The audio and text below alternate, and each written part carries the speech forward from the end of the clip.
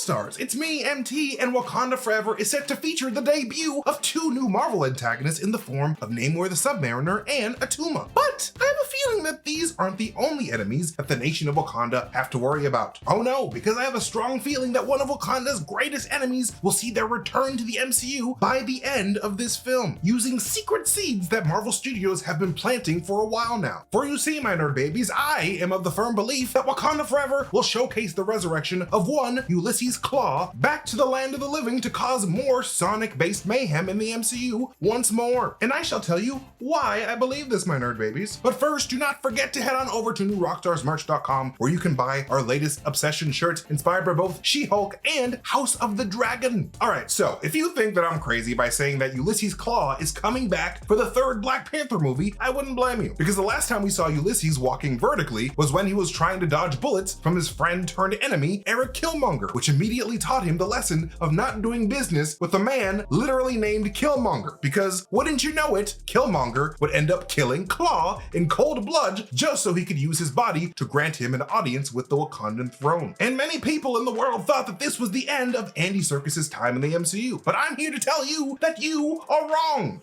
Maybe. Possibly, highly likely. Because check this out. Much like the Joker is Batman's arch nemesis in DC, Ulysses Klaue was that for Black Panther in the Marvel Comics. And we sort of got a glimpse of that when Ulysses was acting batshit insane while running from T'Challa in South Korea. You look just like your old man.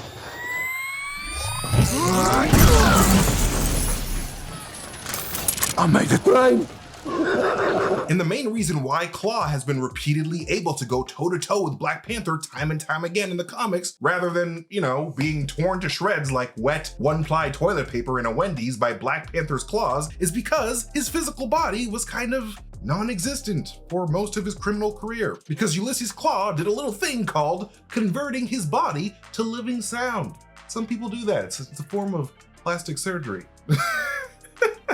Because when Klaue first met his future arch enemy in the pages of Fantastic Four 53, he built himself a massive machine that was capable of turning sound into living physical matter, something called living sound. And he used it to create a bunch of animal constructs to take down T'Challa in revenge for being the one who blasted Klaue's arm off many years ago. However, after T'Challa bested him, Klaue decided that the sonic arm that he made for himself was not enough, and he shoved his entire body into the sound machine to convert his physical body into a body of living sound, like a maniac, making him a functionally immortal sound-based energy being. Like, this dude's sonic body could be ripped apart a bazillion times and he could be able to reconstruct it back together because he's now sound. He can no longer die. He no longer needs food or energy to survive. He's just sound. And sound is everywhere. This being said, I believe that Klaue's appearance in Black Panther 1 wasn't the end for the character, but rather a crucial step into his supervillain origin story. Because so far in the MCU, we've only seen Klaue as a mortal man in mortal flesh, which is kind of weird. However, we do know from Avengers Age of Ultron that Mr. Klaue had some really interesting friends in the past. Friends who have recently made their MCU debut in the She-Hulk series on Disney+.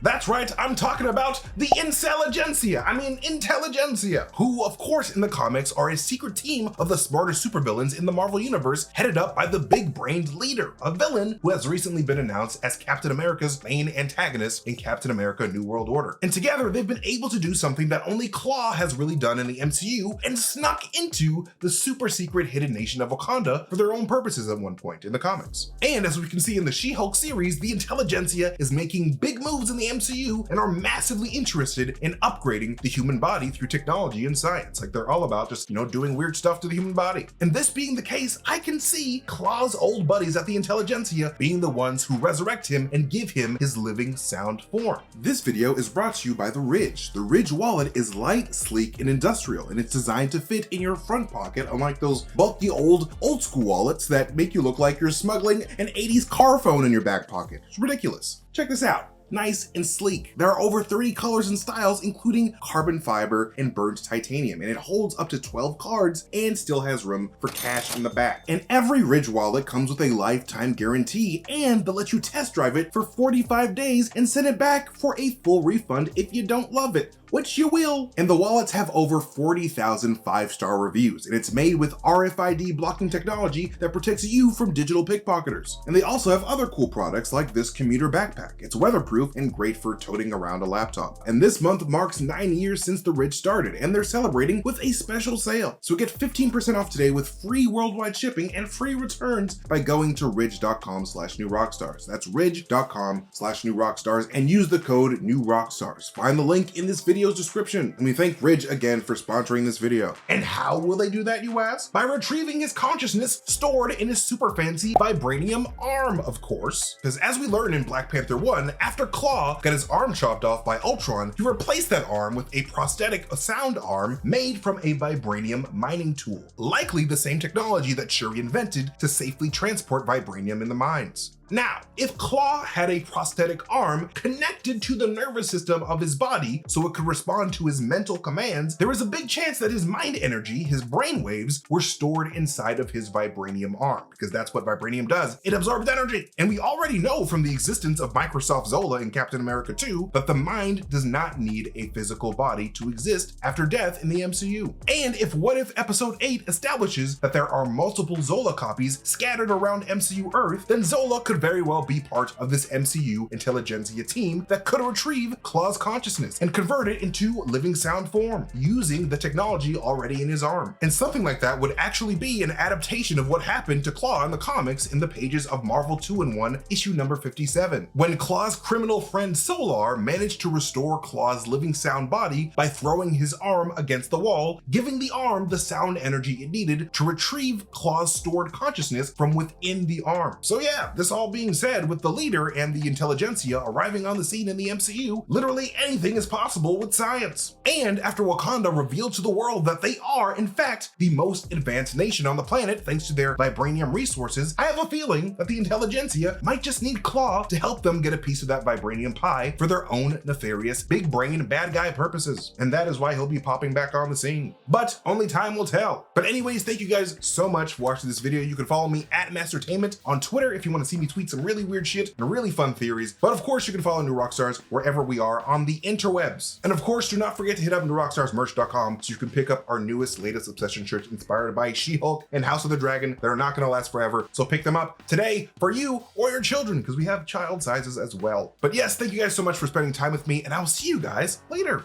Goodbye.